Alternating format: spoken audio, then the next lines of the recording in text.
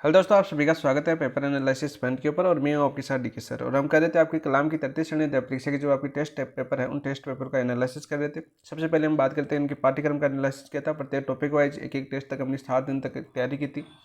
उसके बाद हमने जो आपका टेस्ट हुआ था आपका 12 अक्टूबर आपकी बात करें आपकी 2025 को ये टेस्ट हुआ। उसके मान्य टेस्ट 8 की बात करें तो मान्य टेस्ट 8 का हमारा भाग 1 हो चुका है, यानी क्लास की बात करें एनालिसिस 1 हो चुका है। और डिटेल से एनालिसिस किया है प्रत्येक क्वेश्चन का, यानी प्रत्येक ऑप्शन का एनालिसिस किया है। उसके बाद हम जितने अच्छे क्वेश्चन उनके पूछे जाते हैं, आसपास के क्वेश्चन पूछे जाते हैं, उनका भी एनालिसिस करवाया ताकि रिवीजन बहुत बेहतरीन हो सके। क्योंकि पूरे क्वेश्चन हम पहले कर चुके हैं पाठ्यक्रम के माध्यम से। बात करें आपकी जब हमने सिलेबस का एनालिसिस किया था आपका, तो सिलेबस की बात करें तो सिलेबस के साथ ही हमने जो एमसीक्यू थे वही क्वेश्चन सारे पूछे गए थे आपके। लेकिन माइनर टेस्ट 8 कुछ दोस्तों का रहता है कि माइनर टेस्ट 8 का विश्लेषण हो जाए तो हमारा रिवीजन बेस्ट होगा। क्या होगा आपका?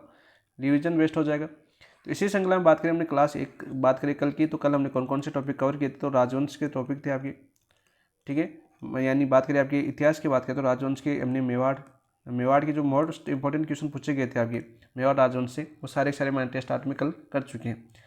बीकानेर की बात करें, बीकानेर राजवंश था तो बीकानेर के हम सारे क्वेश्चन हम कर चुके हैं। जितने टेस्ट में क्वेश्चन आए थे उन सभी की व्याख्या की है। प्रत्येक राजा को हमने फिर से दोबारा याद किया, जितने मोस्ट इंपोर्टेंट जैसे राज सिंह वगैरह थे, लूणकरण थे, आपके करण सिंह थे, अनुम सिंह थे, इन चीज़ों को बहुत बार याद किया है। और जैसे मेवाड़ में संग्राम सिंह द्वितीय की बात कर लीजिए, आपकी संगा की बात कर ले, कुंभा की बात कर ले, चजेतर सिंह की बात कर ले, बप्पा की बात कर लीजिए, आपकी हमीर की बात करें, चाहे आपके महाराणा प्रताप की बात करें, तो सारे क्वेश्चन हम जितने दोबारा आए थे क्वेश्चन, जिनके उनके संबंधित क्वेश्चन थे तो उनकी मोस्ट इंपोर्टेंट जानकारी थी वो सारी आपको दोबारा रिवाइज करवाई गई है। तो आप देख सकते हो। जिन दोस्तों ने देखा पहले कंटेंट देखिए, फिर देखने के बाद बताइए कि ऐसे तो क्या पता चलेगा आपको, क्या करवाया क्या नहीं करवाया, देखने के बाद पता चलेगा। तो एक बार जरूर विजिट कीजिए, और विजिट करने के बाद आपको संतुष्ट होते हो तब जरूर देखिए, वरना कोई जरूर नहीं। ऐसा भी नहीं कि आप देखो, हर पक्ष के दो पहलू होते हैं, एक नेगेटिव होता है, एक पॉजिटिव होता है, ठीक है। पॉजिटिव वाले आगे बढ़ेंगे, नेगेटिव वाले भी आगे बढ़ेंगे, लेकिन वो किसी और तरीके से बढ़ेंगे, ठीक है। अलग अलग तरीका होता है, सभी विद्यार्थियों की व्यक्तिगत विभिन्नताएं होती है, उस हिसाब से बात करें। इसके अलावा हमने बात करें यानी राजवंशों की जो आपकी प्रशासनिक और राजस्व व्यवस्था थे, प्रशासनिक और राजस्व व्यवस्था की क्वेश्चन हमने बहुत ही अच्छे शानदार तरीके से किए थे। हर बार पूछा था कौन सा फरमान वगैरह कौन सा है, शहजादा कौन सा फरमान जारी करता है, कौन सा कर है, कर वगैरह फटे थे इनमें, जो बाइकर्सी के ऊपर कौन सा कर होता है, सामूहिक कर कौन सा होता है, इस प्रकार के क्वेश्चन थे जो हमने एमसीक्यू के पहले से टॉपिक वाइज एमसीक्यू किया था तब बहुत शानदार तरीके से समझाया था। और वो क्वेश्चन आपके यहाँ पर पूछे गए थे। काफ़ी दोस्तों के अच्छी रिप्लाई भी है कि सर थैंक यू, बहुत अच्छा पेपर हुआ। पेपर तो अच्छा होगा क्योंकि हम उसी कंटेंट का रिवाइज कर रहे हैं, उसी प्रकार आपका एग्जाम में भी अच्छा होगा, क्योंकि जितना अच्छा विश्लेषण करेंगे, जितना अच्छा रिवीजन होगा ना, आपके माइंड में वैसे रहेंगे। और वीडियो के माध्यम से थोड़ा अच्छा रिवाइज हो जाता है और थोड़ा फास्ट हो जाता है। जैसे एमसीक्यू के माध्यम से बात करें तो आपका फास्ट होता है, टॉपिक भी जल्दी पूरा होता है, और आपको हर चीज़ उन पॉइंटों का पता चल जाता है कि यहाँ पर क्वेश्चन पूछे गए थे। एमसीक्यू का ये बेनिफिट मिलता है आपको। इसके बात करें, कल हमने एक आपके 1857 की क्रांति का टॉपिक था। आधुनिक इतिहास की बात करें, 1857 क्रांति की हमने 6 छावनियों के क्वेश्चन आए तो थे आपके। बात करें 8 से 9 क्वेश्चन आए थे, लेकिन हमने बात करी 8 से 9 क्वेश्चन में हमने पूरी 6 छावनियों की बात की है। एक भी ऐसे मतलब हर क्वेश्चन को जोड़ते हुए पूरा तैयार किया है। कौन सी छावनी, कौन नेतृत्व करता थे, कौन क्या थे, कौन से अंग्रेज अधिकारी मारे गए, और कौन सी बटालियन ने वहाँ पर आंदोलन किया था, किस रियासत में सबसे ज़्यादा होता, किस रियासत के राजा को 6 माह तक बंदी बनाया गया था, या किस रियासत के जो पॉलिटिकल एजेंट थे उनको मार कर, जैसे आवा के किले में कौन सा था, चाहे थोड़ा युद्ध हो, चाहे चेलावास युद्ध हो, यानी एक बार पूरा रिवीजन करवाया गया है इस क्लास के अंदर, मैंने टेस्ट 8 की टेस्ट ऑफ विश्लेषण के अंदर। उसके बाद ऐसे बहुत ज़्यादा एनालिसिस करवा दिया था, तो उस चक्कर में अपनी क्लास पूरी नहीं हो पाई। नहीं, कल ही आपकी पूरा जो माइनर टेस्ट 8 था उनकी कॉमन टॉपिक करवाने वाले थे। इसके चक्कर में हमारे 30 से 31 क्वेश्चन ही हो पाए, क्योंकि प्रत्येक ऑप्शन की हमने व्याख्या की थी। आज देखो हम क्या करेंगे, आज की बात करें टेस्ट के क्वेश्चन रहेंगे, तो आपके लिए एक दिन और ले लिया हमने। तो यहाँ पे देखो आज मिलेंगे आपके आरटी 2009 है जो हमने पूरी क्लास की थी, ठीक है। उस आरटी 2009 की आपके जो भाग 5 से जो भाग 5, 6 और 7 तीन भागों के यहाँ पर क्वेश्चन देखने को मिलेंगे। फिर आपकी बात करें आरटी 2011 के यहाँ पर क्वेश्चन देखने को मिलेंगे। आरटी 2011 क्वेश्चन यहाँ पर अच्छे से करेंगे। इसके अलावा आपकी बात करें भाषा साहित्य की बात करें, जो डिवीजन टेस्ट था आपका भाषा साहित्य, तो भाषा साहित्य का टॉपिक था आपका जैसे 12 से लेकर 16 पेज नंबर कलाम की सिलेबस की बात करें तो ये थे। तो यहाँ पर एक क्वेश्चन आपको आज देखने को मिलेंगे, ठीक है, जो आपकी कॉमन टॉपिक है। इसके अलावा आपकी हो सकता है यदि ये टॉपिक का पूरा विश्लेषण करेंगे, क्योंकि चारों ऑप्शनों का विश्लेषण करेंगे, यदि 1 घंटे से ज़्यादा क्लास बनती है तो आपकी तीसरी क्लास भी आएगी। उसमें आएगी आपकी जो सहायक सामग्रियाँ हैं, आपकी सहायक सामग्रियाँ वैसे पहले हम कर चुके हैं, लेकिन आपको दोबारा करवानी पड़ेगी, क्योंकि टेस्ट के पेपर कैसे हैं, टेस्ट में कैसे क्वेश्चन आ रहे हैं, उस हिसाब से पूरे 4 ऑप्शन का विश्लेषण करेंगे तो एक बार वापस रिवीजन हो जाएगा। यानी रिवीजन मोस्ट है, जितनी बार रिवीजन हो आपके लिए बेस्ट है। और ये सारी फिर आपकी मेजर टेस्ट 2 होगा, तो ये सारे टॉपिक वहाँ पर आपको दोबारा देखने को मिलेंगे। तो वहाँ पर भी आपका अच्छा स्कोर होना चाहिए, बेस्ट होना चाहिए, क्योंकि इतनी मेहनत कर रहे हैं, हर टॉपिक को आपको 3 से 4 बार रिवाइज करवा रहे हैं, तो आप खुद समझ सकते हो कितनी मेहनत हो रही है। चलिए दोस्तों, आज की शुरुआत करते हैं नेक्स्ट क्वेश्चन के साथ। शुरुआत करने से पहले जिन दोस्तों ने चैनल को सब्सक्राइब नहीं किया तो चैनल को सब्सक्राइब कीजिए, वीडियो को लाइक कीजिए, कमेंट में जरूर बताइए कि आपको पेपर कैसा हुआ। सबसे पहले तो ये बताइए, उसके बाद में ये जरूर बताइए कि आपको एनालिसिस कैसा लगा, ताकि हमें भी मोटिवेशन मिलता रहे। और बहनें हैं वो कमेंट नहीं करती है, तो बहनें भी कमेंट जरूर कीजिए, ठीक है, ताकि हमें पता चले मोटिवेशन कैसे। क्योंकि अपने चैनल पर सबसे ज़्यादा बात करें, बहनों की बात करें, तो हमारे चैनल की बात करें तो यहाँ पर आपकी 61% बहनें देखती हैं, ठीक है। और यानी में एनालिसिस करते हैं तो यहाँ पर 61% देखती है, और आपके जो अपने भाई है मेरे, वो मात्र 39 देखते हैं, क्योंकि उनको थोड़ी क्वालिटी अच्छी चाहिए होती है। मैं जानता हूँ उनको क्वालिटी चाहिए, मजाक वगैरह चाहिए होती है, वो हमारे पास है नहीं भाई, क्योंकि इतना टाइम मेरे पास भी नहीं है, इतना टाइम आपके पास भी नहीं है। हमारा टारगेट एक है कि आपका सिलेक्शन लेना, सिलेक्शन लेना, बस मेन लक्ष्य ये होना चाहिए। लास्ट अपनी जनवरी 2026 से, इसके बाद में कोई एग्ज़ाम नहीं देनी, बस ये तरीका होना चाहिए। मैं हमेशा ये टारगेट लेके चलता हूँ। आज सेकंड ग्रेड का भी स्टार्ट करवा दिया, क्योंकि आपका सिलेबस 85% पूरा हो चुका है, और बहुत जल्द हम इनको पूरा कर लेंगे। मेजर टेस्ट 3 होगा ना, उससे पहले जो टॉपिक रह गए आपके वो सारे करवाएंगे। और कल आपके राठौड़ वंश की बाकी है, तो राठौड़ वंश जो आपकी जोधपुर राजवंश है, कल से हम उसकी क्लास स्टार्ट हो जाएगी। कल आपका राठौड़ वंश पूरा हो जाएगा। बड़ा होगा तो 2 क्लास में हो जाएगा, क्योंकि राठौड़ और मेवाड़ वंश है, जो जोधपुर वंश और आपकी मेवाड़ राजवंश से थोड़ा बड़ा होता है। देखिए, आपकी बात करते हैं, आज का पहला क्वेश्चन क्या है। बहादुर व्यक्तियों की विशेष कार्यों का वर्णन करने वाली लोक कथा या रचना कहलाती है। जो बहादुर व्यक्तियों की जो विशेष कार्यों का वर्णन करने वाली लोक कथा या रचना कहलाती है, क्या कहलाती है? छेड़ा, रासो, वात या मर्स्य? बताओ भाई, 36 का राइट आंसर क्या हो जाएगा आपका? ऑप्शन नंबर 1 छेड़ा कहलाती है।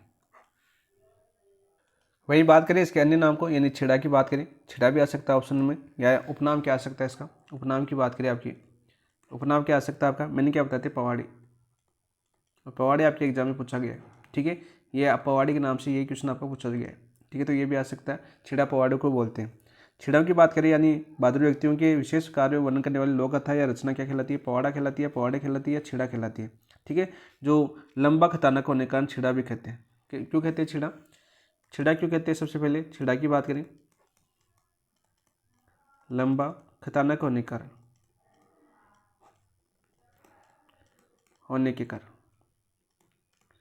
याद करना, जब मैंने आपकी भाषा साहित्य की क्लास नंबर 2 करवाई थी, मैंने आपका इसी की करवाई हुई थी। पूरे क्वेश्चन आपको यही देखने को मिलेंगे वहाँ पर। मैंने बहुत ही शानदार तरीके से करवाया था, क्योंकि हर चीज़ मुझे पता है कि हर चीज़ यहाँ पर पूछी जाएगी आपकी।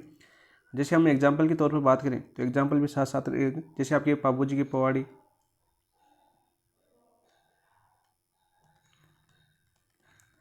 बाबू जी की पवाड़ी, इनको छिड़ाई बोलते हैं भाई। और एक एग्जाम्पल और बात करें, जैसे आपकी बगड़ावत का पवाड़ा,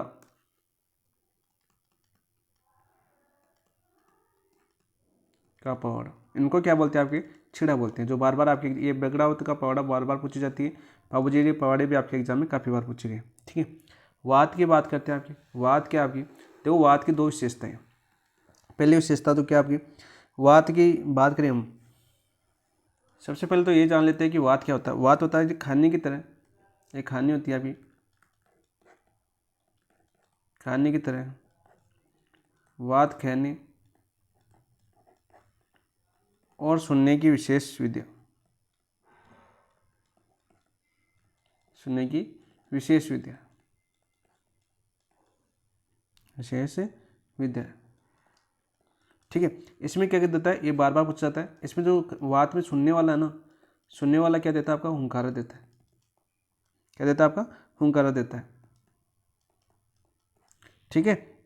सीधा क्वेश्चन पूछा जाता है, हुंकार किसने देता है? सुनने वाला हुंकारा देता है। और जैसे हम एग्जाम्पल की बात करें, एग्जाम्पल की बात करें, जैसे आपकी इसमें अमर सिंह राव, अमर सिंह जीरी वात, अमर सिंह जीरी वात, ठीक है। और एग्जाम्पल पूछे आपके, जैसे आपकी कन्नड़ देव रिवात,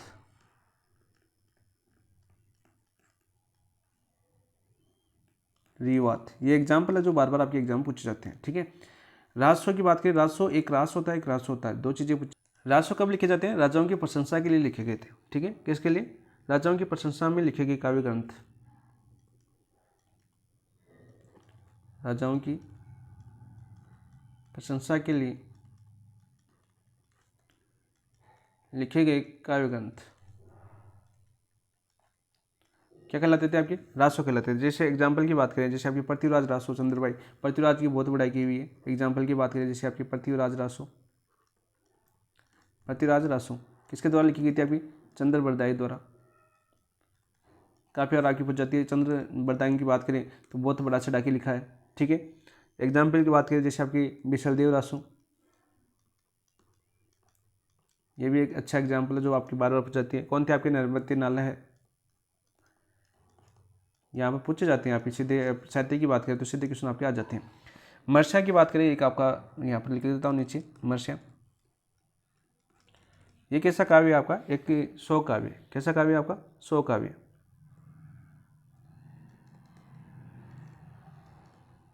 शोक काव्य, ठीक है। और वही बात करें, शोक काव्य तो है आपका, लेकिन यहाँ पर एक चर्चा और पूछ जाती है। जैसे एग्जाम्पल की बात करें जो बार बार पूछ जाता है, रानी जगपत राममोर्य।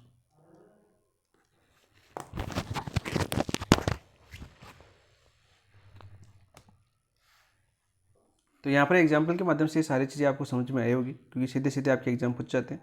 ठीक है, नेक्स्ट क्वेश्चन की बात करते हैं आपकी। नेक्स्ट क्वेश्चन क्या आपका? वचनिका व दवावेद किस प्रकार की विद्या है? एक तो वचनिका पूछी आपको, ये दूसरी कौन सी पूछी आपकी? दवावेद किस प्रकार की विद्या है? गद्य है, पद्य है, गद्य पद्य मिश्रित है या कहानी है? तो राइट आंसर क्या हो जाएगा 37 का? तो राइट आंसर हो जाएगा आपका ऑप्शन नंबर 3, गद्य पद्य मिश्रित है। ऑप्शन नंबर 3 आपका राइट आंसर हो जाएगा। यहाँ पर बात करें हम यदि वचनिका की, तो देखो वचनिका की बात करें तो वचनिका शब्द संस्कृत के वचन शब्द से बना है। वचनिका शब्द संस्कृत के वचन शब्द से बना है। कैसे बना होगा? संस्कृत के वचन शब्द से बना है। सीधा क्वेश्चन आपका पूछ लिया जाता है, जो एक काव्य विद्या के रूप में साहित्य में प्रचलित है। ठीक है, तुकांत गद्य पद्य रचना है। कैसी रचना है आपकी बात करें? वचनिका तुकांत गद्य पद्य रचना काफ़ी बार आपके एग्जाम में पूछा गया। भाई वचनिका किस प्रकार की रचना होती है आपकी? एक तुकांत गद्य पद्य रचना होती है। जैसे एग्जाम्पल की बात करें आपके, एग्जाम्पल की बात करें जैसे आपकी अचलदास खिचीरी वचनिका, अचलदास खिचीरी वचनिका। साथ साथ लेखक भी याद करो। लेखक कौन थे आपके? लेखक की बात करें तो लेखक कौन था आपके? अरे शिवदास गार्डन, शिवदास गार्डन। सीधा क्वेश्चन आपके एग्जाम में पूछा जाता है, अचलदास खिचीरी रचना के लेखक कौन है? शिवदास गार्डन। वो कैसी आपकी तुकांत गद्य पद्य रचना है, सीधा पूछा जाता है। वही बात करें आपकी दवावेद, देखो रचना की बात करें तो रचना कैसी है आपकी? रचना तो वही है आपकी तुकांत गद्य पद्य रचना, गद्य पद्य रचना। ये अलग कैसे बनती है आपकी? इसके अंदर किसका प्रयोग किया जाता है? यानी शब्दों की बात करें तो शब्दों की बात करें तो इसमें उर्दू फारसी शब्द का मिश्रण होता है। शब्दों की बात करें तो आपकी ये तो उर्दू और फारसी शब्दों का मिश्रण, शब्दों का मिश्रण होता है। एग्जाम्पल की बात करें, यदि कोई रचना की बात करें आपकी, जैसे अखमाल देवडारी वचन देवावेत, देवावेत वचने का नहीं, दवावेत। अखमाल देवडारी दवावेत, दवावेत। ये एग्जाम्पल कम पूछता है, लेकिन यहाँ पर सीधा ये पूछ लिया जाता है कैसी रचना है? तो तुकांत गद्य पद्य रचना है। ये क्वेश्चन ये पूछता था कि दवावेत में किन शब्दों का प्रयोग किया जाता है? तो उर्दू और फारसी शब्दों का प्रयोग किया जाता है। वेरी वेरी इंपॉर्टेंट क्वेश्चन है, ये क्वेश्चन पूछ जाता है। बाकी आपकी एग्जाम्पल नहीं पूछा जाएगा इस क्वेश्चन में, क्योंकि अभी तक हमने जो प्रीवियस ईयर क्वेश्चन देखे ना, उनकी बात करें तो राइट आंसर हो जाएगा आपका ऑप्शन नंबर 3। ठीक है, नेक्स्ट क्वेश्चन की बात करें यदि हम, क्वेश्चन नंबर 37, प्रारंभिक कालीन जैन साहित्य में रास, चौपाई व चचरी आदि किस प्रकार के काव्य हैं? जो प्रारंभिक कालीन जैन साहित्य की बात कर रही है, तो कथा काव्य, उत्सव काव्य, नीति काव्य या स्तुति काव्य है। तो राइट आंसर क्या हो जाएगा आपका अर्थ इसका? तो राइट आंसर हो जाएगा आपका कथा काव्य। ऑप्शन नंबर 1 आपका राइट आंसर हो जाएगा। तो यहाँ पर ये तो आपको पता चल गया कि क्वेश्चन के अंदर की रास, चौपाई, चरचरी आदि किस प्रकार का काव्य है? तो कथा काव्य। ठीक है। वही बात करें आपके उत्सव काव्य। उत्सव काव्य जैसे आपकी फागु हो गया, फागु। ठीक है। इसके अलावा आपके धमाल होली के अवसर पर किए जाते हैं। उत्सव, उत्सव का मतलब होली होगी। ठीक है। एक तरह से एग्जाम्पल मान सकते हैं आपके 12 मास, जैसे आपके 12 मास त्यौहार बोलते हैं आपके होली और दीपावली, साधारण भाषा में हम समझे। ठीक है। और वेली हो गई आपकी, और धवल मंगल भी आ जाता है आपका, वेली धवल मंगल। तो किस प्रकार काव्य है? ये काव्य कैसे आपके फागु, धमाल, 12 मास से वेली, धवल मंगल आपके उत्सव काव्य है। ठीक है। वहीं आपके नीति काव्य की बात करें, नीति काव्य मुख्य रूप से नीति व उपदेश देने हेतु होते हैं। मुख्य रूप से नीति व उपदेश देने हेतु होते हैं। ठीक है। ये आपको याद होना चाहिए। इनकी रचना जैसे आपकी स्वाद, रचना की बात करें आपकी स्वाद किस में आती है? आपकी नीति में आती है। अदर बात करें आपकी कक्का मात का बावनी, कक्का मात का बावनी। एक रचना बार बार पूछ जाती है, कौन सी? आपकी कुल्लक। सीधा आपका आंसर आता है कि कुल्लक किस प्रकार का काव्य है? तो रचना काव्य इंपॉर्टेंट है। ये आपका प्रीवियस ईयर क्वेश्चन पूछा गया है, कुल्लक। ये भी याद कर लेना साथ साथ। और इसमें सबसे ज़्यादा इंपॉर्टेंट आपका स्तुति काव्य की बात करें, ये बहुत बार पूछा गया है। स्तुति काव्य की बात करें एक बार अदर पेन से मैं समझाना चाहूँगा इसको कि आपको स्पष्ट दिखे। तो इस स्तुति काव्य में क्या होता है आपके, जो ये काव्य तीर्थकारों व तीर्थ स्थलों की स्तुति के रूप में चयनित होते हैं। ये सीधा क्वेश्चन पूछा जाता है कि स्तुति काव्य बात करें तीर्थकारों व तीर्थ स्थलों की स्तुति के रूप में रचित है। किस रूप में रचित है? यानी स्तुति काव्य की बात करें तीर्थकारों व तीर्थ स्थलों की स्तुति के, सीधा पूछा जाता है तीर्थकारों व तीर्थ स्थलों के लिए किस काव्य रचना में स्तुति प्रस्तुत की जाती है? तो स्तुति काव्य बोला जाता है उनको। ठीक है। सीधा क्वेश्चन पूछा जाता है। जैसे हमने एग्जाम्पल की बात करें, बार बार आपके एग्जाम पूछा गया, जैसे आपकी बिनती। इसके अलावा बात करें जो गीत है आपकी नमस्कार, गीत है, गीत नमस्कार भी होता है आपका एक, नमस्कार। इसके अलावा और कौन सी थे आपके? स्तवन भी आपके, कैसे आपकी स्तवन। और इसके अलावा आपके शतोत्तर भी बोला जाता है। शतोत्तर ये भी किस में आती है? आपकी स्तुति काव्य के अंदर भी आती है।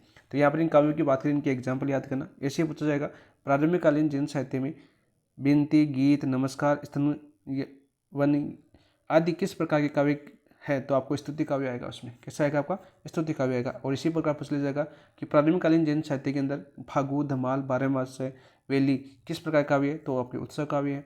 इसी प्रकार पूछेगी स्वाद, कक्का मात का बावनी, कुल्लक किस प्रकार काव्य है? तो आपका नीति काव्य। तो चार क्वेश्चन आपके लिए बहुत इंपॉर्टेंट है और सीधे आपकी पूछने की संभावना होती है। जैसे साहित्य से किसी प्रकार के क्वेश्चन आपके 7 से 8 क्वेश्चन आएंगे रीट के अंदर। तो रीट वालों के लिए सबसे ज़्यादा महत्वपूर्ण है हर टॉपिक, और एक एक क्वेश्चन में महत्व है तो थोड़ा समझ के आधार पर करेंगे तो अच्छा होगा। ठीक है। समझ के करना है। ऑप्शन नंबर 1 आपका राइट आंसर। यहाँ पर बात करते हैं 39। निम्न में से रचना और लेखक का कौन सा युग्म सुमिलित नहीं है? यहाँ पर पूछिए रचना और लेखक का कौन सा सुमिलित नहीं है, यानी एक आपका असुमिलित है। पृथ्वीराज राजस्व की बात करें तो चंद्र बरदाई है। पृथ्वीराज राजस्व की बात करें तो कौन है? चंद्र बरदाई, बिल्कुल राइट। हंसावली के सरंगदर नहीं है। वीर मायन आपकी बादर डाली है, और वेरी वेरी इंपॉर्टेंट क्वेश्चन है और आपको याद भी होगा लास्ट टाइम आपके पूछा गया टेस्ट में, कल हमने पूछ लिया वापस। आबू रास की बात करें आपकी कवि पालन है। ठीक है। आबू रास क्या हो जाएगा आपका? कवि पालन है। तो राइट आंसर क्या हो जाएगा आपका? असुमिलित नहीं है, तो आपका ऑप्शन नंबर 2 आपका राइट आंसर हो जाएगा। हंसावली की बात करें आपकी काफ़ी बार आपके एग्जाम में पूछा गया क्वेश्चन है, इंपॉर्टेंट है। पहले तो मैं इंपॉर्टेंट लगा देता हूँ क्योंकि बहुत बार आपके एग्जाम पूछा गया है। और किसके द्वारा रचित है? रचित की बात करें आपकी कौन सी थी आपकी? कवि असायत। कवि असायत की बात करें, ये लौकिक साहित्य से जुड़े हुए थे। किसे? लौकिक साहित्य कवि थे। यह पूछा जाता है सीधा सीधा क्वेश्चन, किस साहित्य से जुड़े हुए थे? आपके लौकिक साहित्य से जुड़े हुए थे। ठीक है। सीधा क्वेश्चन पूछ लिया जाता है। जैसे आपके वीर मैन, आपके वीर मैन है, ये क्वेश्चन भी बहुत बार पूछा गया आपका। ठीक है। ये और किस साहित्य से संबंधित? आपकी जैन साहित्य से, लौकिक साहित्य से, चारण साहित्य से है, या आपके बताओ भाई किस साहित्य से संबंधित है? तो ये आपके चारण साहित्य से संबंधित है। 4 से। ये क्वेश्चन लास्ट टाइम रीट में आपको एनालिसिस करवाया था, लास्ट पेपर आपका हुआ था जब टॉपिक वाइज टेस्ट हो रहे थे, उस टाइम भी मैंने आपको अच्छे से करवाया था, याद है ना। फिर सारंगधर की बात करते हैं हमने काफ़ी बार पढ़ाया था आपको कि रासो पूछा जाता है आपकी, जिसे हम हीर रासो बात करें, हमीर रासो के 2 बताए थे, एक तो सारंगधर, एक आपकी जोधराज। हमीर रासो ये काफ़ी बार पूछा जाता है। एक जोधराज है जो आपकी हाड़ौती भाषा में लिखी गई थी, वो भी क्वेश्चन पूछा जाता है। तो राइट आंसर हो जाएगा इसका ऑप्शन नंबर 2 सारंगधर के हमीर रासो याद करना आप, ठीक है।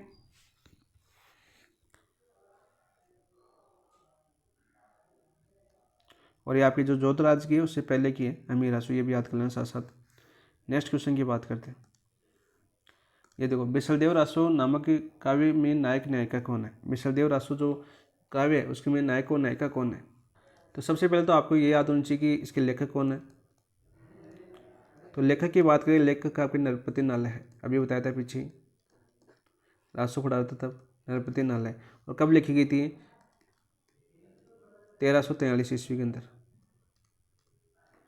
और इसके अंदर बात करें आपकी किसका उल्लेख, आपका विशलदेव और रानी तारामती, राजा विशलदेव और रानी भानुमति, राजा हरिश्चंद्र, रानी तारामती, राजा विशलदेव और रानी राजमती। तो 40 का राइट आंसर क्या हो जाएगा, राजा विशलदेव और रानी राजमती। ऑप्शन नंबर 4 आपका राइट आंसर हो जाएगा, ठीक है।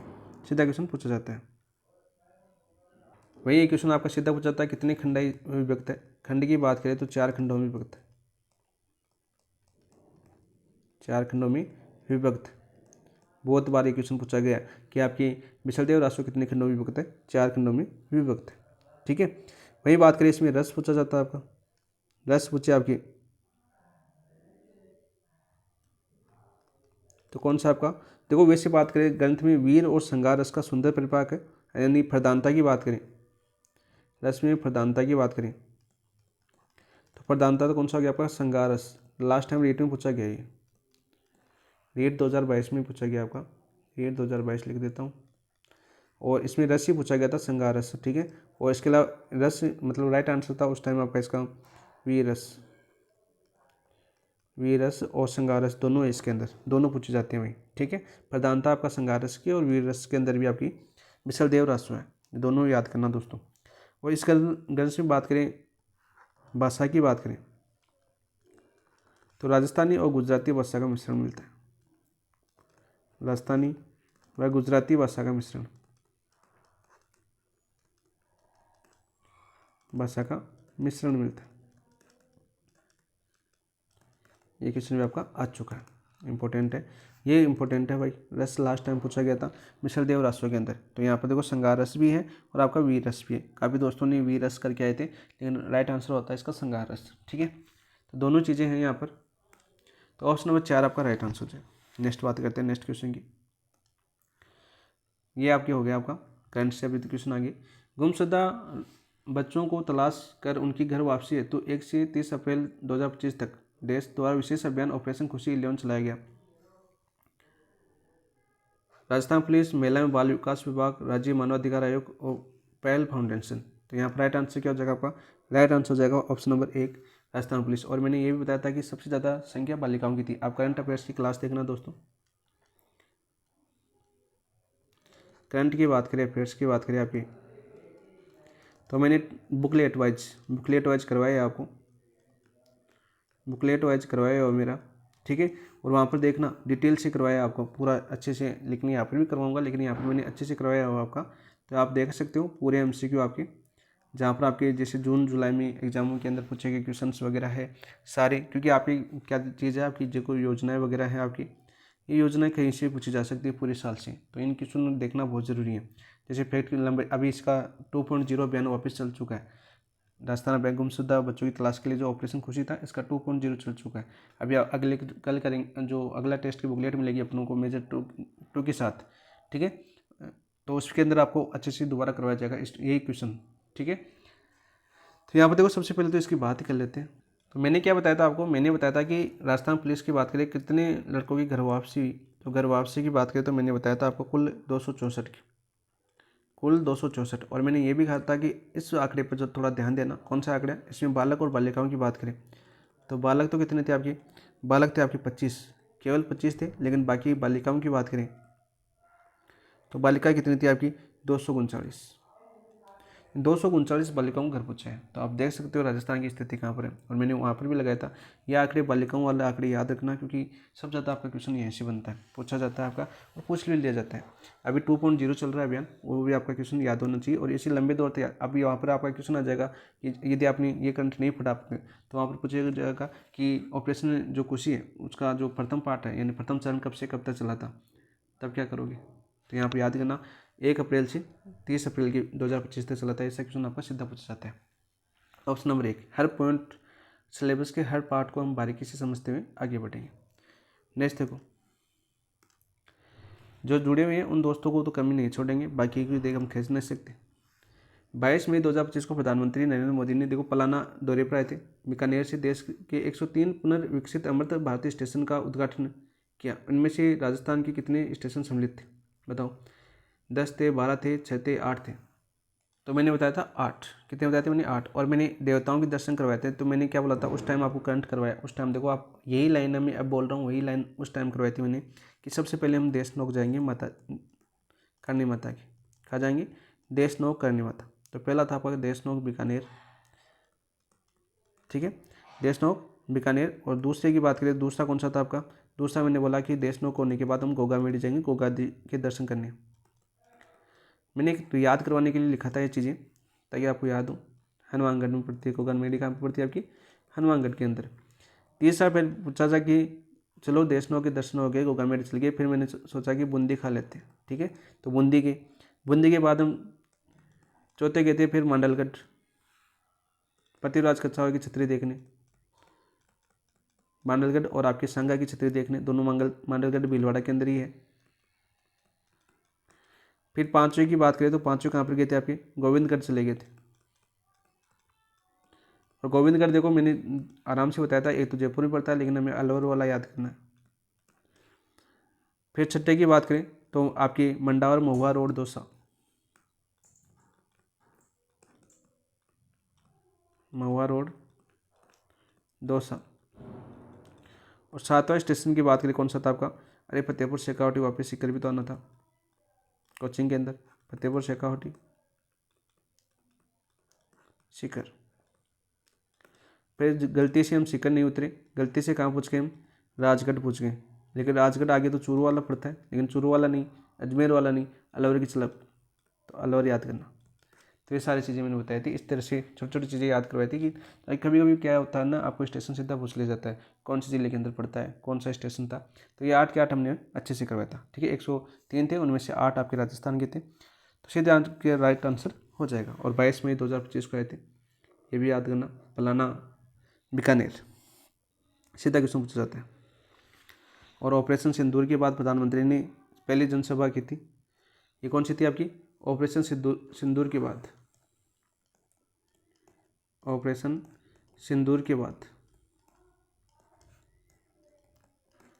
पहली जनसभा, ये क्वेश्चन पूछा भी जा चुका है। ये क्वेश्चन आपका अध्ययन बोर्ड ने जुलाई माह में जो एग्जाम हुई थी वहाँ पर पूछ भी लिया कि प्रधानमंत्री नरेंद्र मोदी की ऑपरेशन सिंदूर के बाद, सिंदूर करना है इसको, ऑपरेशन सिंदूर के बाद पहली जनसभा कहाँ पर की थी? तो फलाना बीकानेर। तो राइट आंसर क्या हो जाएगा आपका? फलाना बीकानेर। अभी रिवाइज भी करेंगे भाई, सारी जो एक साथ करेंगे, पूरे माह का एक साथ ही कर लेंगे दीपावली की छुट्टियों के बाद, जैसे टाइम मिलेगा। तो ऑप्शन नंबर 4, क्योंकि इतना कंटेंट ले रखा है कि रिवाइज करना है, एमसीक्यू के माध्यम से आपको पूरा सिलेबस करवाना है, फिर इसको रिवाइज करवाना है, ठीक है। अगले 2 महीने अब आपका 85% सिलेबस पूरा हो चुका है, ठीक है। अभी 2 टेस्टों के अंदर आपका कंप्लीट करवा दूंगा, फिर आपको रिवाइज करेंगे आपके शुरू से। 2 महीने में 2 बार रिवीजन करेंगे एमसीक्यू के माध्यम से, देखना आप सारे करवाऊंगा एक ही टॉपिक। अभी राजस्थान पॉलिटिकल शुरू हो चुकी है, सेकंड ग्रेड के लिए शुरू की है, लेकिन राजस्थान की पॉलिटिकल राजव्यवस्था आपकी पूरी की पूरी है, पता ना आपको, तो पूरी की पूरी आप रिवाइज कर लेना साथ साथ देख देख के। ऑप्शन नंबर 4 आपका राइट आंसर। नेक्स्ट देखिए, 29वें राज्य स्तरीय भामाशाह सम्मान समारोह में संबंध में निम्नलिखित कथनों पर विचार कीजिए। ये क्वेश्चन 2 बार पूछा जा चुका है, आपकी 3-4 एग्जाम में पूछा जा चुका है, 2 क्या। और मैंने वहाँ पे बताया था कि मोस्ट इंपॉर्टेंट क्वेश्चन है, बार बार आएगा आपका। तो 28 जून को इस समारोह का आयोजन शिक्षा विभाग द्वारा जयपुर में किया गया। तो 28 जून को किया गया था जयपुर के अंदर, बिल्कुल राइट है। पहला कथन तो आपका बिल्कुल सत्य हो जाएगा, ठीक है। और जयपुर के अंदर किया गया था, कहाँ पर? जयपुर के अंदर। और ये थी 28 जून को। और कौन सी स्कूल की पूछे, कौन सा स्कूल था आपका? स्कूल की बात करें आपकी तो Maheshwari public school, मैसूरी public school.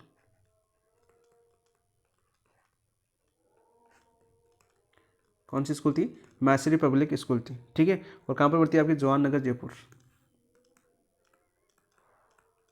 ये भी पूछ लिया जाता है कौन से नगर में पड़ती है। जवाहर नगर है आपका जयपुर के अंदर। सीधा क्वेश्चन आएगा। कब आयोजित हुआ आपका? 28 जून को आयोजित हुआ था। आयोजनकर्ता कौन थे आपके? अरे आयोजनकर्ता कौन थे? शिक्षा विभाग। ये भी याद कर लेना,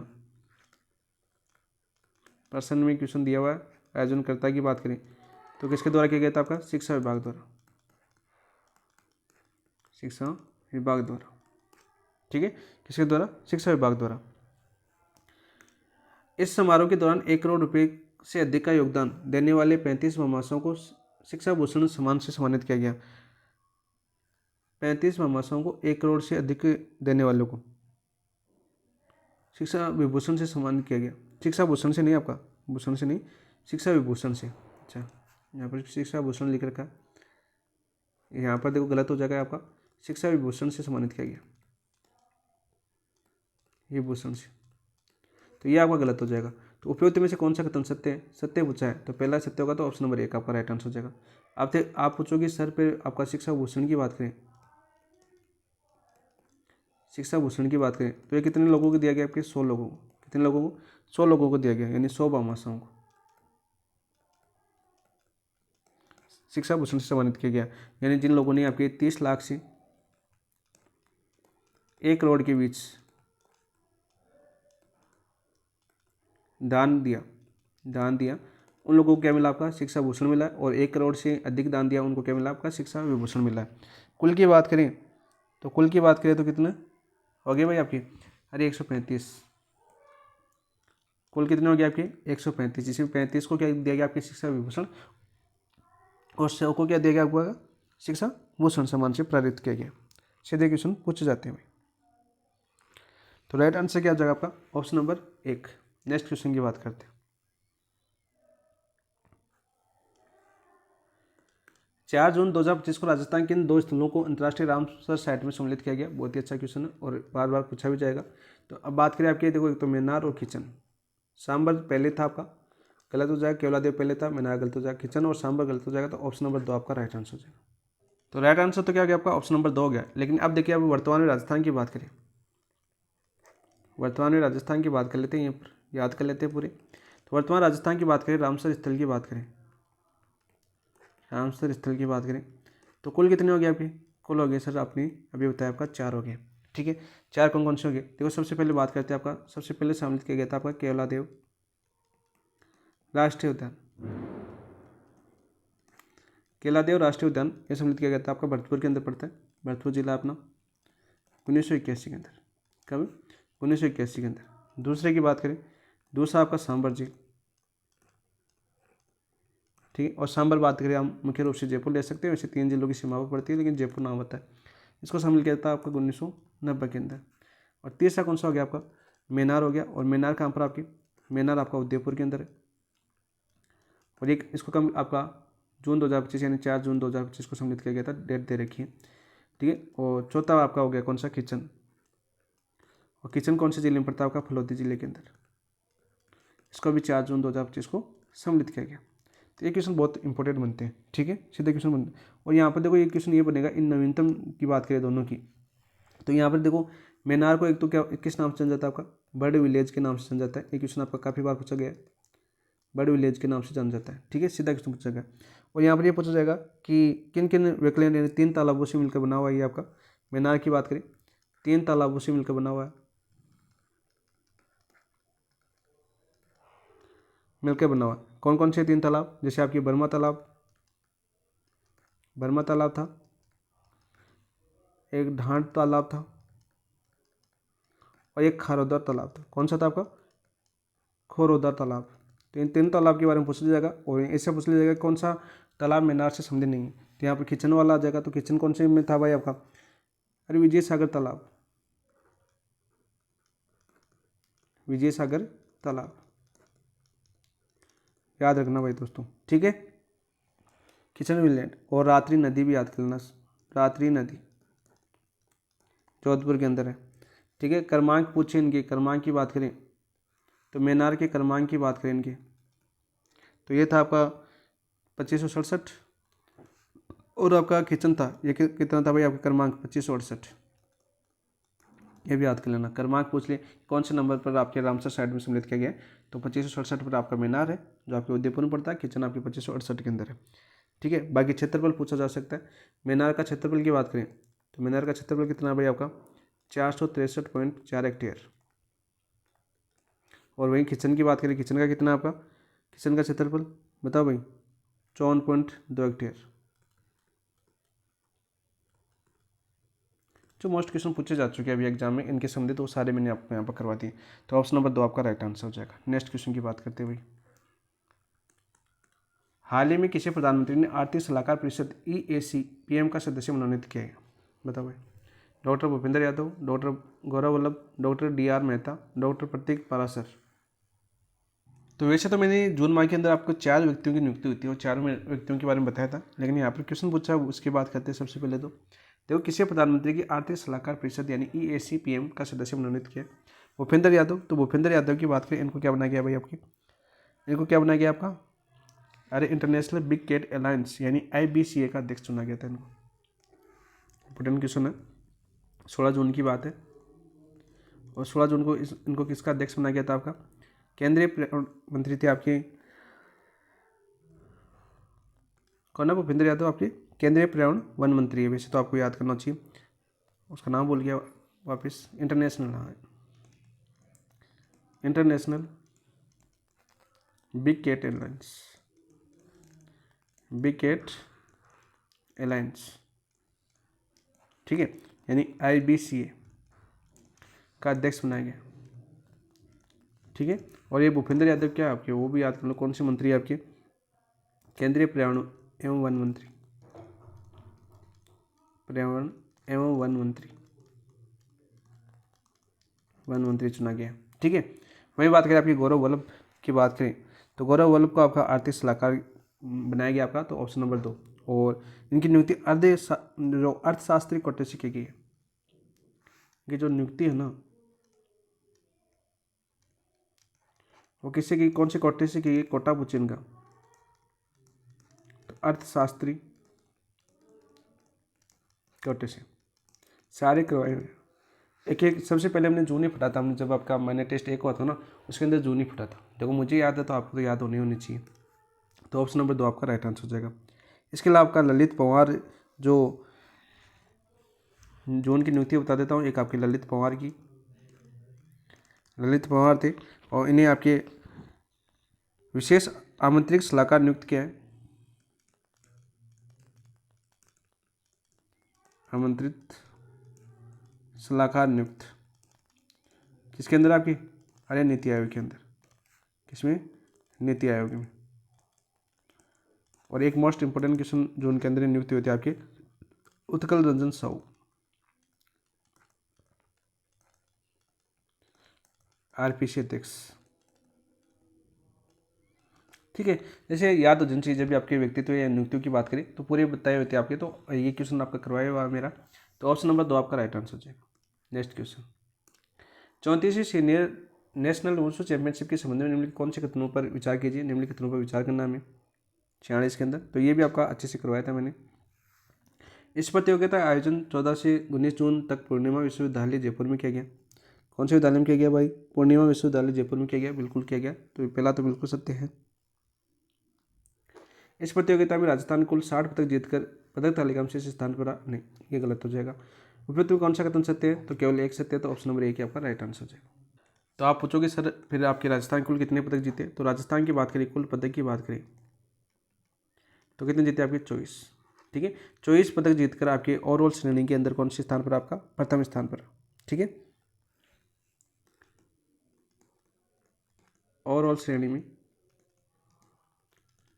प्रथम स्थान पर, कौन से स्थान पर दोस्त, प्रथम स्थान पर।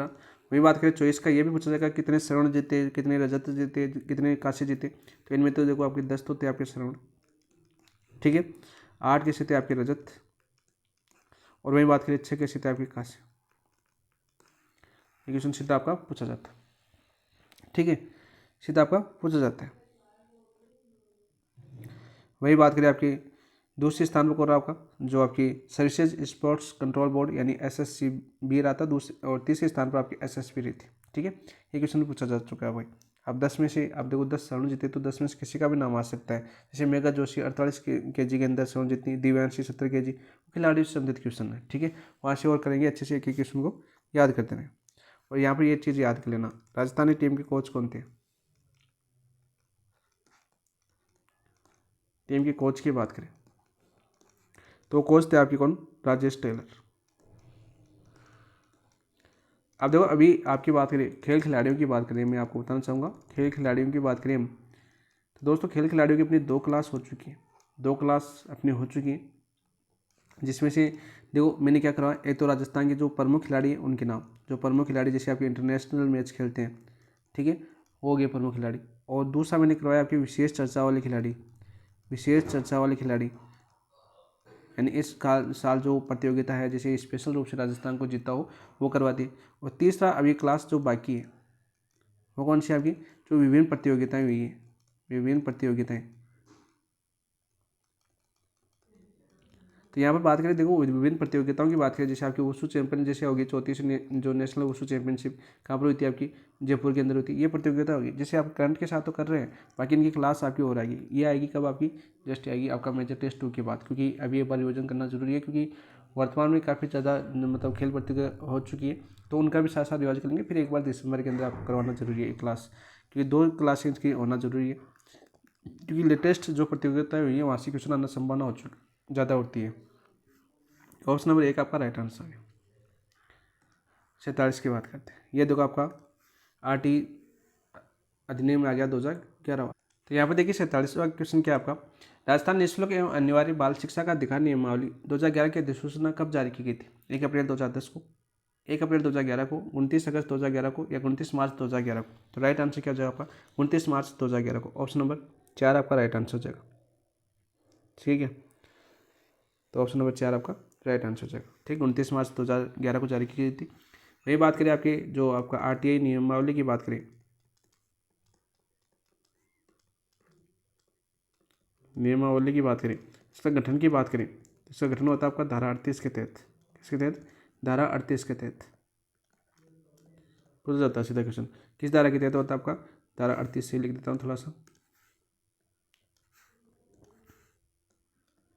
तो मैंने बताया था धारा 38 के तहत आपकी जो प्रदत्त शक्तियों का प्रयोग करते हुए राज्य सरकार ने राजस्थान निःशुल्क एवं अनिवार्य बाल शिक्षा का अधिकार नियमावली 2011 निर्मित की, और इसकी अधिसूचना तुरंत प्रभाव से लागू हो गया था। ये 29 मार्च 2011 को ही संपूर्ण राजस्थान में लागू हो गया था। ठीक है, वही बात करें धारा 38 के तहत गठन हुआ, और भाग कितने हुए आपके इसमें, भाग थे आपके 10, और नियम कितने थे आपके 29, नियम कितने थे 29 नियम थे। और एक नोट लगा लेना यहाँ पर, नोट आपको याद होना चाहिए, नियमावली का प्रथम ड्राफ्ट, नियमावली का प्रथम ड्राफ्ट की बात करें तो ये कब आया था आपका, यह आया था आपका 2010 के अंदर, 2010 के अंदर। वही ऑप्शन की बात करें, ऑप्शन में देखो दे रखा है आपका पहला ऑप्शन, बहुत इंपॉर्टेंट क्वेश्चन है। इंपॉर्टेंट क्यों है आपका, देखो बात करें आपकी RTI 2009 लागू हुई थी। अब RTI 2009 तो लागू हो गई थी, ये तो आपको पता है, आपका निःशुल्क शिक्षा का अधिकार अधिनियम, जो अनिवार्य बाल शिक्षा का अधिकार अधिनियम 2009 लागू हुआ था, कब हुआ था आपका, 1 अप्रैल 2010 को होता है। लेकिन यहाँ पर देखो सबसे पहले क्वेश्चन पूछा जाता है आपका कि राज्यसभा में कब आए थे, राज्यसभा की बात करें सबसे पहले राज्यसभा के अंदर आता है, एक क्वेश्चन पूछा जाता है 20 जुलाई 2009 को। ठीक है, उसके बाद लोकसभा में गया था एक प्रस्ताव, कहाँ पर गया था आपका, लोकसभा के अंदर, और लोकसभा में कब गया था, 4 अगस्त 2009 को। ठीक है, इसके बाद फिर आपकी डेट दे रखी है आपकी, बात करें आपकी राष्ट्रपति का हस्ताक्षर, राष्ट्रपति हस्ताक्षर देखो कितनी बार यूजन हो रहा है आपका, एक बार नियमावली करवाया तब, एक बार RTI 2009 करवाया तब, एक आज वक्त पर रिविजन, तीसरी बार आपका इसका रिविजन हो रहा है। डेट हो जाएगी आपकी 26 अगस्त 2009, 26 अगस्त 2009। ठीक है, और गजट में प्रकाशित कब हुआ आपका, गजट प्रकाशित 27 अगस्त को, कब हुआ था, 27 अगस्त को। ठीक है, गजट में प्रकाशित हुआ, और अधिनियम भारत गणराज्य 60वें वर्ष में अधिनियम संख्या 35वां अधिनियमित किया गया। 35वां अधिनियम, ठीक है। ये प्रकाशित किया और लागू आपका 1 अप्रैल 2010 को। कितने भाग थे भाई आपकी? भाग की बात करें, भाग 7। धाराएं की बात करें, धाराएं थी आपकी 38। मूल धाराओं की बात करें, धारा 38 और आपकी अनुसूची थी 1, दोनों बता रहा हूँ। और फिर संशोधन हुआ था आपका, संशोधन हुआ। संशोधन की बात करें 2012 के अंदर, संशोधन कब हुआ था आपका? 2012 के अंदर। और आपकी धारा 39 जोड़ी गई। सारे मैंने टॉपिक वाइज करवाए आपको, एक क्वेश्चन, एक पॉइंट टू पॉइंट आपको याद करवाने की कोशिश की। आप क्लास देख लेना, पूरी की पूरी ली हुई। एक क्लास आपकी क्लास नंबर 1 की बात करें RT 2009, और क्लास 2 है आपकी RT 2011 के नाम से पूरा करवाया हुआ है। कलाम के तो 2-2 टुकड़ों के अंदर क्वेश्चन मिलेंगे आपको, लेकिन यहाँ पर टॉपिक वाइज पूरा आपका MCQ के माध्यम से एनालिसिस कराया हुआ है और अच्छे से याद करवाने की कोशिश की गई है मेरी प्रत्येक ऑप्शन को। तो आप एक बार रिवीजन करोगे तो रिवीजन के लिए सबसे बेस्ट होगी आपकी। एक बार देखना, विजिट करना, विजिट करने के बाद कमेंट के अंदर बताना जरूर कैसी लगी। 48 की बात करते हैं। राजस्थान निःशुल्क एवं अनिवार्य बाल शिक्षा अधिकार नियमावली 2011 में विद्यालय प्रबंधन समिति की संरचना एवं कार्य का उल्लेख किस नियम के अंदर है? तो यहाँ पर देखो पहला दे रखा है आपका नियम 2। तो नियम 2 में की बात करें तो नियम 2 तो आपका भाग 1 के अंदर आता है, भाग 1 के अंदर आता है, ठीक है। और इसके अंदर आपकी क्या है, आपकी नियम 2 यानी भाग 1 कौन सा आपका? प्रारंभिक। कौन सा था आपका? प्रारंभिक। और इसके अंदर कौन सा आता है आपका? नियम 2 आता है। और नियम 2 की आपका परिभाषा है, जैसे बालक की परिभाषा वगैरह, विद्यालय की परिभाषा वगैरह, यहाँ पर सभी सारी किस्में सम्मिलित की गई आपके नियम 2 के अंदर है। यहाँ पर ये चीज़ और याद रखना, नियम 1 जो RT 2011 है उसमें जो नियम 1 है ना, नियम 1 किसी भी भाग में सम्मिलित नहीं है, किसी भी भाग में नहीं है, स्वतंत्र है। कैसा रहता है इसे? स्वतंत्र, क्योंकि काफ़ी बार आपके एग्जाम में पूछा जा चुका है क्वेश्चन, इसलिए नोट लगा के याद करवा रहा हूँ मैं आपको। इस चीज़ को थोड़ा सा दिमाग में बिठा के रखना कि नियम 1 सामने नहीं है। फिर बात करते हैं आपके 3, 4 और 5, तीनों नियम आपके भाग 2 के हैं। भाग 2 मैंने बताया था आपको। भाग 2 क्या था आपका? विद्यालय प्रबंधन समिति SMC, विद्यालय प्रबंधन समिति क्या बताया था मैंने? विद्यालय प्रबंधन समिति बताया था, ठीक है। और इसमें 3 नियम थे आपके। नियम बात करें आपके नियम 3 की, तो नियम 3 में क्या था आपका? SMC की संरचना थी, संरचना व करते। नियम 4 की बात करें, नियम 4 में क्या था आपका? नियम 4 था SMC की कार्यकारी समिति, कार्यकारी समिति। नियम 5 की बात करें, नियम 5 में क्या था आपका? विद्यालय विकास योजना, विद्यालय विकास योजना। सीधे क्वेश्चन पूछ जाते हैं, सीधे क्वेश्चन आपके आते हैं। तो यहाँ पर हमने क्या पूछा गया? विद्यालय प्रबंधन समिति संरचना एवं कार्य। तो 48 का राइट आंसर क्या हो जाएगा आपका? बताओ भाई, आप तो बता सकते हो कमेंट के अंदर। ऑप्शन नंबर 2 नियम 3 ये रहा, ठीक है, इंपॉर्टेंट सारे के सारे बता दें। यहाँ पर नेक्स्ट क्वेश्चन की बात करते हैं। राजस्थान निःशुल्क एवं अनिवार्य बाल शिक्षा अधिकार नियमावली 2011 के अनुसार विद्यालय प्रबंधन समिति कार्यकारी समिति में महिलाओं की भूमिका कितनी होगी? कार्यकारी समिति की बात करें, सबसे पहले पूछा गया आपका विद्यालय प्रबंधन समिति कार्यकारी समिति। तो नियम की बात करें तो नियम कौन सा बताया था मैंने अभी? नियम 4। कौन से में आपके? नियम 4 के अंदर 33% है, 75% है, या 66 से 2/3% है, या 50% है? तो 50% ही होगी। कितनी होगी? 50% ही होगी। तो राइट आंसर क्या हो जाएगा 49 का? Option number 4। वहीं आपके नियम 4 में गणपूर्ति भी याद कर लेना साथ साथ। गणपूर्ति कितनी है आपकी? 1/3। ये भी बहुत अच्छा क्वेश्चन है, सीधा क्वेश्चन पूछा जाता है, ठीक है। कुल सदस्य की बात करें, कुल सदस्य कितने इस विद्यालय कार्यकारी समिति में?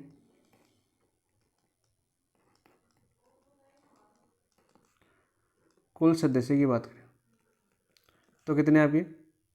16, ठीक है, 16 है भाई, ये भी याद कर लेना, सीधे क्वेश्चन पूछ ले जाते हैं आपके। नेक्स्ट क्वेश्चन की बात करते हैं। करवाया हो आपका, क्लास देखना हुआ कि वहाँ पर पूरा डिटेल से करवा देंगे वापस।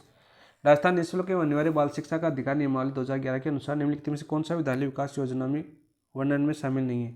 विद्यालय जो विकास योजना के वर्णन में शामिल नहीं है, ये हमें बताना है। 50 का राइट आंसर क्या हो जाएगा भाई? प्रत्येक वर्ष के लिए कक्षावार नामांकन एवं प्राकलन करना, यह आपका बिल्कुल सम्मिलित है विकास योजना के अंदर। अतिरिक्त अध्यापकों की आवश्यकता की संख्या बिल्कुल है। अतिरिक्त वित्तीय आवश्यकता, ये भी आपका नियम 4 की बात कर रहा है ये आपकी, तो ये भी आपके सम्मिलित है। विकास योजना की बात कर रहा है ना, विकास योजना नियम 5 की बात कर रहा है, इसकी नियम 5 की, ये भी सम्मिलित है आपकी। विद्यालय प्रबंधन समिति के बैंक खाते का विवरण, ये नहीं है, तो ऑप्शन नंबर 4 आपका राइट आंसर हो जाएगा। और ये योजना कितने वर्ष के लिए होगी आपकी? 3 वर्ष के लिए होती है। कितने वर्ष के लिए? 3 वर्ष के लिए क्वेश्चन आपका बार बार बनता है। तो ऑप्शन नंबर 4 आपका राइट आंसर हो जाएगा। ऑप्शन नंबर 4 आपका राइट आंसर। नेक्स्ट क्वेश्चन की बात करते हैं, क्वेश्चन नंबर 51 क्या आपका? राजस्थान आरटीई नियमावली 2011 के नियम 6 के प्रदान किए जाने वाले विशेष प्रशिक्षण के संबंध में सत्य कथन। नियम 6 की बात कर रहे हैं। नियम 6 किस में आता है आपका? सबसे पहले तो बात करो नियम 6 आता किस में, ये तो पता होना चाहिए ना। नियम 6 आता है आपका भाग 3 के अंदर। किस में आता है आपका? भाग 3। और भाग 3 क्या आपका? निःशुल्क और अनिवार्य शिक्षा का अधिकार। निःशुल्क और अनिवार्य शिक्षा का अधिकार,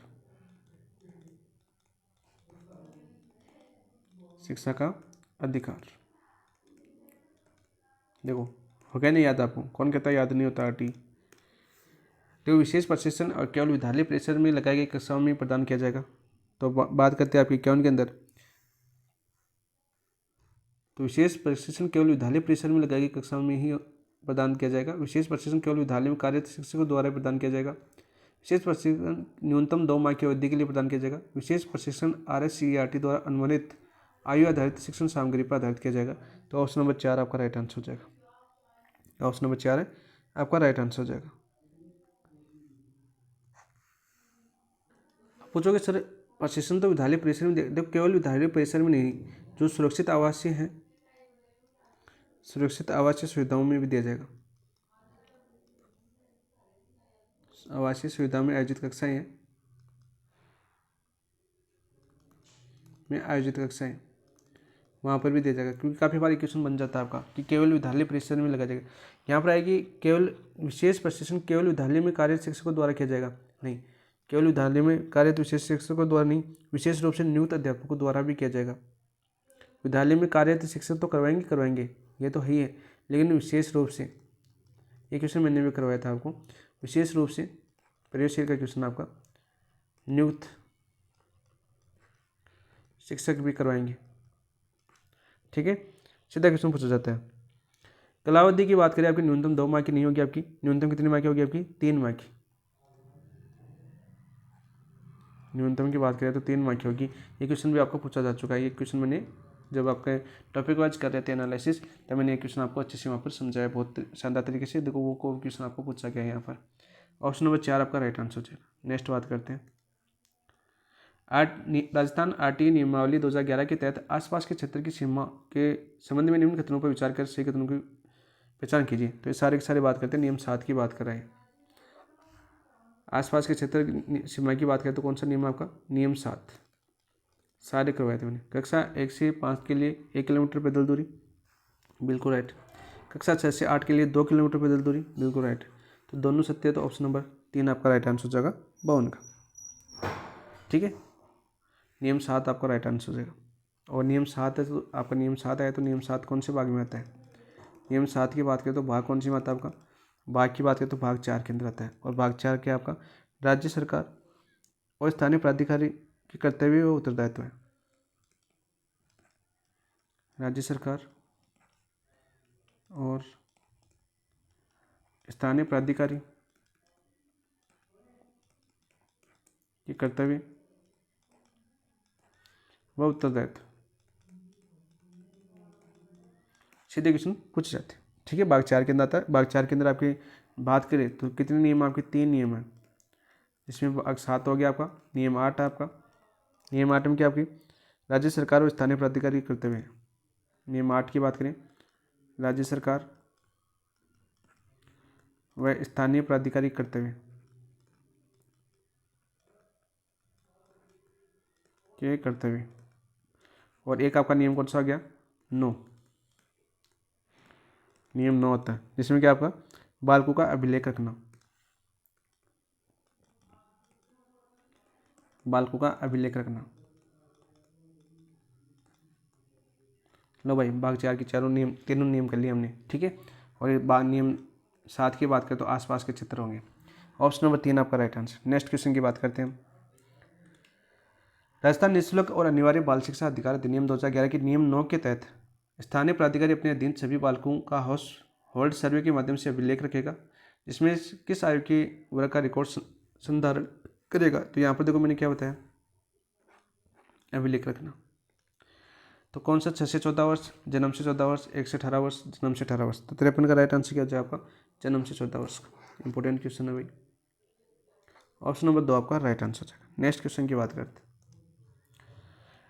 सामाजिक द्वंद्वों और भौगोलिक दूरी पर काबू पाने के लिए आरटीए अधिनियम की धारा 6 के प्रयोजन के लिए विद्यालय अवस्थान की योजना बनाना क्या कहलाता है। विद्यालय प्रबंधन योजना, विद्यालय विकास योजना, विद्यालय मानचित्रण, विद्यालय उन्नयन योजना। तो 54 का राइट आंसर क्या हो जाएगा आपका, विद्यालय मानचित्रण। ऑप्शन नंबर 3 आपका राइट आंसर हो जाएगा।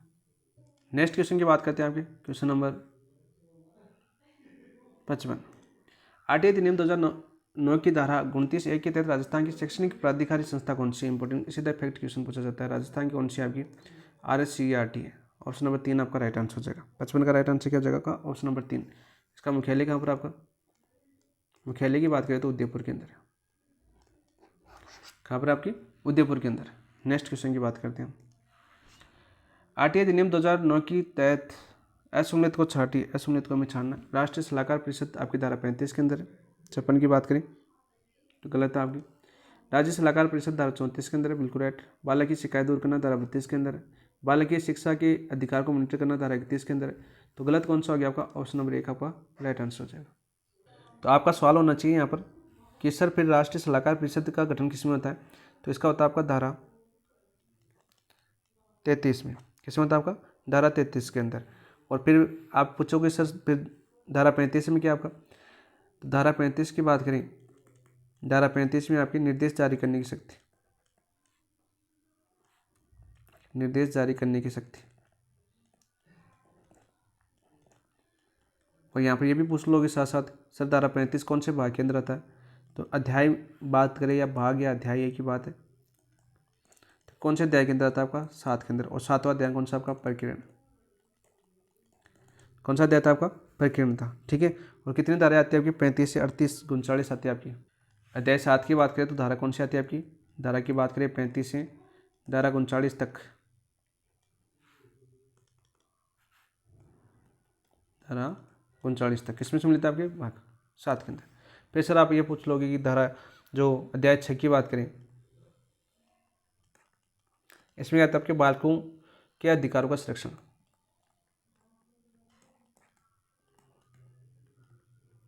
अधिकारों का संरक्षण, एक एक पॉइंट टू पॉइंट समझाया था मैंने आपको, वही चीज़ें पूछी है आपकी। और धारा की बात करें इसके अंदर तो धारा आती है आपकी 31 से लेकर धारा 34, धारा 34 तक, जो सारी की सारी यहाँ पर दी हुई है। 31 के अंदर क्या आपका, बाल शिक्षकों का अधिकारी और मॉनिटर करना। 32 के अंदर क्या आपकी, शिकायतों को दूर करना। 33 के अंदर क्या होगी आपकी, राष्ट्रीय सलाहकार परिषद होगी, ठीक है। 34 के अंदर क्या हो जाएगी आपकी, राज्य सलाहकार परिषद होगी, ठीक है। ये सारे के सारे क्वेश्चन पूछे जाते हैं। तो ऑप्शन नंबर 1 आपका राइट आंसर हो जाएगा। नेक्स्ट क्वेश्चन की बात करते हैं। आरटीए अधिनियम 2009 के अनुसार पहली से 5वीं कक्षा के लिए विद्यालयों में 200 बालकों से अधिक होने पर प्रधानाध्यापक को छोड़कर छात्र शिक्षक अनुपात से अधिक नहीं होगा। किससे अधिक नहीं होगा, बार बार रिपीट होता है आपका क्वेश्चन और रिवीजन होता है आपका, ठीक है। रिवीजन की बात करें तो पहले कर चुके 40:1 से अधिक नहीं होगा। तो ऑप्शन नंबर 2 आपका राइट आंसर हो जाएगा 57 का। नेक्स्ट बात करते हैं। शिक्षा के अधिकार अधिनियम 2009 के मानदंडों के अनुसार प्राथमिक स्तर कक्षा 1 से 5 तक के 76 विद्यार्थियों के लिए शिक्षकों की संख्या कितनी होगी। बताओ भाई, मान और मानदंडों के अनुसार 3 होगी, 4 होगी, 5 होगी, 6। तो राइट आंसर क्या हो जाएगा आपका, 58 की बात करें तो ऑप्शन नंबर 1 3 होगी। और साथ में ये याद कर लेना कि मान और मानक कौन सी धारा के अंदर है। तो धारा की बात करें तो धारा कौन सी हो जाएगी आपकी, 19। सारे के सारे कराए हुए मेरे। नेक्स्ट 59 की बात करते हैं। तो बालकों का निःशुल्क और अनिवार्य शिक्षा का अधिकार अधिनियम 2009 के तहत 6ठी कक्षा से 8वीं कक्षा के लिए एक शैक्षणिक वर्ष में न्यूनतम कितने घंटे होंगे। 824, 820, 1750 या 800। तो एक क्वेश्चन में मेरा करवाया आपको 1000। 6ठी से 8वीं की बात करें तो 1000 घंटे होने चाहिए। तो अनुसूची के अंदर हमने बहुत ही शानदार तरीके से पढ़ा था 1000 घंटे होना चाहिए। वहीं बात करें कार्य दिवस की बात करें, कार्य दिवस की बात करें तो कार्य दिवस मैंने कितना बताया था आपको, 220 कार्य दिवस। अब एक बार क्वेश्चन आ गया तो आपको ये भी याद कर लेना चाहिए कक्षा 1 से 5 तक। तो यहाँ पर देखो कार्य दिवस कितने हो जाएंगे आपके, कार्य दिवस की बात करें तो 200 घंटे कितने हो जाएंगे आपके, 200 कार्य 200, ठीक है। और शिक्षण घंटे की बात करें यहाँ पर वो कितने हो जाएंगे आपके, 800, ठीक है। ये कक्षा 1 से 5 तक ये क्वेश्चन भी बार बार पूछा जाता है, सीधा क्वेश्चन पूछा जाता है। और यहाँ पर बात करें आपकी शिक्षण जो 45 घंटे तैयारी के घंटे शामिल है आपके, ठीक है, वो भी याद करना। शिक्षण के लिए जो प्रति सप्ताह कार्य घंटों की न्यूनतम संख्या क्या आता है, क्वेश्चन आता है आपका, देखो शिक्षण के लिए प्रति सप्ताह कार्य घंटों की न्यूनतम संख्या तो वो कितनी है आपकी, 45। ये इंपॉर्टेंट क्वेश्चन है भाई, बार बार रिपीट होता है आपका। नेक्स्ट बात करते हैं क्वेश्चन नंबर 60। आरटीए अधिनियम 2009 की अनुसूची में 2022 में ये संशोधन में कक्षा 1 से 5 के लिए कितने दिव्यांग बालक पर एक शिक्षक का प्रावधान किया गया है, बताओ भाई, 10, 15, 20, 25। तो राइट आंसर कितना हो जाएगा आपका, 10 बालकों पर। ऑप्शन नंबर 1, ये संख्या गिनने वाली है अभी, ठीक है। 5 बालकों पर एक शिक्षक होगा थोड़े दिनों के अंदर। आरटीए अधिनियम 2009 की धारा 37 में प्रावधान है, तो धारा 37 आपको याद होनी चाहिए। तो क्या प्रावधान था, अभियोजन के लिए पूर्व मंजूरी, सद भावपूर्ण की गई कार्रवाई के लिए संरक्षण करना, विद्यालय की मान्यता समाप्त किए जाने का प्रावधान, समुचित सरकार द्वारा स्थानीय प्राधिकारी को निर्देश जारी करने का। तो 61 का राइट आंसर क्या हो जाएगा आपका, ऑप्शन नंबर 2, सद्भावपूर्वक की गई कार्रवाई के लिए संरक्षण का। ऑप्शन नंबर 2 आपका राइट आंसर हो जाएगा। नेक्स्ट बात करते हैं आरटीआई अधिनियम 2009 के तहत गठित राज्य सलाहकार परिषद सदस्यों की संख्या कितनी होगी, बताओ भाई, 14 होगी, 16 होगी, 12 होगी, 15। तो मैंने कितने बताई थी, 15 होगी। तो राज्य सलाहकार परिषद है, इसका गठन कौन सी धारा के तहत होता है भाई, अभी किया था हमने, धारा 34। नेक्स्ट क्वेश्चन, आरटीआई अधिनियम 2009 की धारा 32 के तहत स्थानीय प्राधिकारी द्वारा किए गए निर्णय में से असहमति रखने वाला व्यक्ति बालक अधिकारों के संरक्षण के लिए किसके पक्ष में अपील कर सकेगा, समुचित सरकार के, केंद्र सरकार के, राज्य बाल संरक्षण आयोग की, या शिक्षा मंत्रालय की। 63 का राइट आंसर क्या हो जाएगा आपका, राज्य बाल संरक्षण आयोग की। ऑप्शन नंबर 3 आपका राइट आंसर। आरटीआई नियमावली बात करें आपके आरटीआई अधिनियम 2009 के तहत बालक अधिकार संरक्षण आयोग का कार्य नहीं है, कौन सा कार्य नहीं है भाई, निःशुल्क एवं अनिवार्य शिक्षा के बाल अधिकार संबंधी परिवादों की जांच करना, तो बिल्कुल है। पीड़ित को अंतरिम राहत देने हेतु अनुदान प्रदान करने की अनुशंसा करना, ये भी है। बालकों को दिए गए अधिकारों का परीक्षण व समीक्षा करना, ये भी आपका अधिकार है। राज्य सरकार को अधिनियम के प्रभावी क्रियान्वयन हेतु परामर्श देना, ये नहीं है, परामर्श नहीं देने का। ऑप्शन नंबर 4 आपका राइट आंसर हो जाएगा। सीधा सीधा पकड़ में आ रहा है क्वेश्चन। राजस्थान सरकार द्वारा आरटीआई नियमावली 2011 के किस नियम में वर्ष 2021 में संशोधन द्वारा विद्यार्थियों को निःशुल्क और यूनिफॉर्म अखबारी प्रदान की, नियम 6, नियम 7, नियम 8, नियम 9। तो 65 का राइट आंसर क्या हो जाएगा आपका, कल परसों करवाए भाई, नियम 8 था ना। ऑप्शन नंबर 3 आपका राइट आंसर। तो नियम 8 क्या था आपका, वो भी याद कर लो। राज्य सरकार और स्थानीय प्राधिकारी का उत्तरदायित्व है, राज्य सरकार व स्थानीय प्राधिकारी का कर्तव्य है।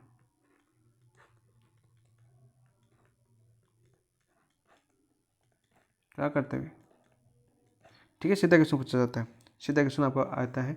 नियम 6 में हम पढ़ चुके विशेष प्रशिक्षण है, विशेष प्रशिक्षण। नियम 7 की बात करें, आसपास क्षेत्र या सीमाएं, आसपास का क्षेत्र एवं सीमाएं निर्धारण करना। नियम 9 के अंदर हमने अभी पढ़ा आपका अभिलेख रखना, अभिलेख रखना। तो ये क्वेश्चन थे आपके आज की कंप्लीट, यानी 65 क्वेश्चन हमने जीके पार्ट के जो आपके कॉमन सब्जेक्ट के थे वो किए। आज की बात करें तो आज हमने भाषा साहित्य टॉपिक की, आरटीआई 2009 की और आरटीआई 2011 के क्वेश्चन किए, और करंट अफेयर्स किए जो आपके मई और जून के पूछे गए थे। तो क्वेश्चन कैसे लगे आपको, एनालिसिस कैसा लगा, कितना आपका अच्छा रिविजन हुआ वो बताना है आपको, क्योंकि पूरे पढ़े हुए हैं तो पेपर तो अच्छा होना था, इतना ईजी पेपर बनाया तो वो तो ठीक है, क्योंकि हमने पढ़ लिया तो मेरे लिए इजी हो गया, और जो हमसे पढ़ रहे कंटेंट उनके लिए भी इजी था। बाकी पेपर के क्वेश्चन थे वो अच्छे लेवल के क्वेश्चन थे, वो बताना चाहूँ आपको। लेकिन आपको ये मेन चीज़ ये देखना है आपका रिवीजन कैसा हुआ, कितना अच्छा रिवीजन करवाया गया है मेरे द्वारा, मेहनत की गई, तो कमेंट के अंदर जरूर बताना आपको, ठीक है, ताकि हमें भी मोटिवेशन मिले। अभी एक तो आप इसी की क्वेश्चन रह गया, आपकी 25 क्वेश्चन है, वो आपकी शिक्षण सहायक सामग्री, सहायक सामग्री, तो इसकी क्लास हम कल करेंगे, क्योंकि एक एक टॉपिक को हम पॉइंट टू पॉइंट हम रिवीजन करें तो रिवीजन के हिसाब से हम कर रहे हैं, या एक साथ ही करवा दूँ वो बता देना, नेक्स्ट टेस्ट में ये बता देना, नेक्स्ट टेस्ट में एक साथ ही करवा दूँगा, ताकि इतने, क्योंकि हम पहले कर चुके हैं तो इनका विश्लेषण करने की आवश्यकता नहीं होती, डायरेक्ट सीधे शॉर्ट्स जो आपके ऑप्शन दिए हैं उनके बारे में एक एक लाइन के अंदर बताऊँ, या ऐसे डिटेल से आपको एनालिसिस कराऊँ, या आप कमेंट के अंदर बताना, क्योंकि काफ़ी दोस्त कहते हैं सर पेपर एक साथ ही करवा दिया करो। अब देखो इतना मैटर करवाएं तो इतना मैटर कंटेंट करवाएं तो इसके लिए टाइम तो लगता है भाई, ठीक है, सीधी सी बात है, पढ़ाई करोगे तो टाइम तो लगेगा, ठीक है, शॉर्ट जाओगे, शॉर्ट रास्ता नापोगे तो शॉर्ट ही रह जाओगे फिर, क्योंकि एक एक पॉइंट को समझना जरूरी है, जहाँ से क्वेश्चन पुटअप होते हैं वहाँ से समझना जरूरी है, यानी आपको इस तरह से सोचना है कि एग्जामिनर कहाँ से क्वेश्चन बना सकता है, तो वो कैसे पता चलेगा आपको, एमसीक्यू के विश्लेषण से पता चलेगा, बहुत एमसीक्यू निकाले हैं भाई, हमें पता है। तो आपको भी इसे देखना, कमेंट के अंदर जरूर बताना, और जिन दोस्तों ने चैनल को सब्सक्राइब नहीं किया, चैनल को सब्सक्राइब करना, वीडियो को लाइक करना, और अपने दोस्तों के साथ शेयर भी कर दिया करो भाई, कभी कभी मन हो जाता है आपका भी शेयर करने का, तो शेयर जरूर किया करें। तो इसके साथ इस क्लास को समाप्त करते हैं, थैंक यू, धन्यवाद। और इसकी PDF की बात करें, टेलीग्राम चैनल पर मिलेगी भाई, टेलीग्राम अपन जितने भी सोल्यूशन कर रहे हैं ना, जितने भी टेस्टों का सोल्यूशन किया, इनकी सारी की PDF अपने टेलीग्राम के ऊपर है, टेलीग्राम का नाम है आपका पेपर एनालिसिस पॉइंट। आप लास्ट टाइम में ये चीज़ें बहुत काम आएगी भाई, लास्ट टाइम में ये PDF बहुत काम आएगी आपको, संभाल के रखना, क्योंकि इन PDF से आप रिवीजन बहुत फास्ट कर सकते हो, सिलेबस का इतना वादा मेरा है। ठीक है दोस्तों, मिलते हैं कल आपकी शिक्षण सहायक सामग्री के साथ, ठीक है, थैंक यू, धन्यवाद।